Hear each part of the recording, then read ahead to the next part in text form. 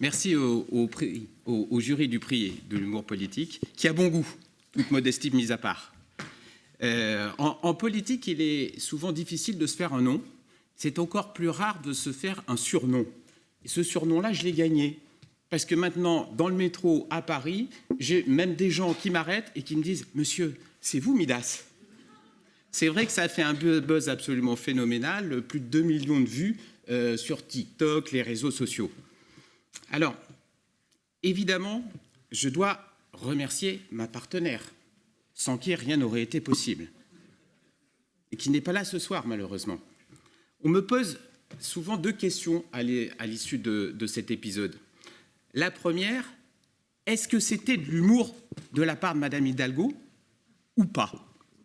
Alors, je dois dire que jusqu'à présent, j'ai toujours fait preuve comme toujours, d'une grande bonne foi en disant « je n'en sais rien, je ne la connais pas suffisamment pour vous l'indiquer ». Mais son absence ce soir, peut-être, nous donne une indication et les clés de la réponse. Une deuxième question m'est souvent posée aussi parce que, apprenant que je serais présent et qu'elle ne serait pas là, on m'a dit « Ah, mais alors, monsieur Alphand, vous allez vous en donner à cœur joie sur Anne Hidalgo. » Alors, je vais vous décevoir, mais non. Non, je ne m'en donnerai pas à cœur joie, car j'ai beaucoup de considération et d'estime pour le mandat de maire de Paris. C'est un mandat difficile, où on exerce et on doit assumer de lourdes responsabilités.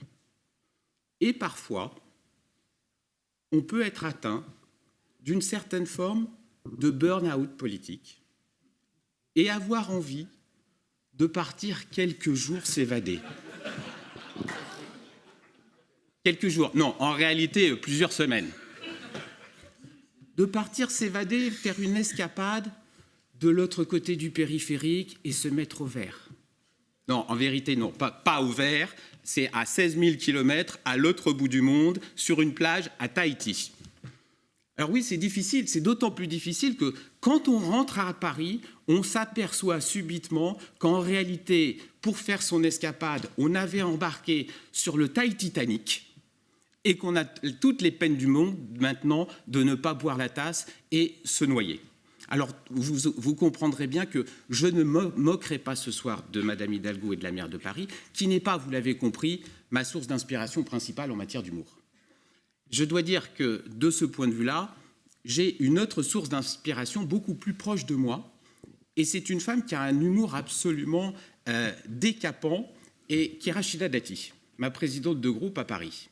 Je dois dire que, pour la connaître aujourd'hui, j'ai presque envie de dire que c'est la première et peut-être même la seule femme politique qui m'ait fait rire aux larmes. Et ceux qui la connaissent dans cette salle comprendront qu'effectivement, elle peut être excessivement drôle. Et donc, je la recommande vivement pour le prix de l'humour 2024. Ça me ferait plaisir en plus si elle gagnait l'année prochaine, parce que ça voudrait dire que le prix resterait dans la famille de cette droite parisienne qui va encore vous étonner parce que non seulement elle peut avoir de l'humour, mais elle est très sérieuse dans ses propositions. Merci beaucoup.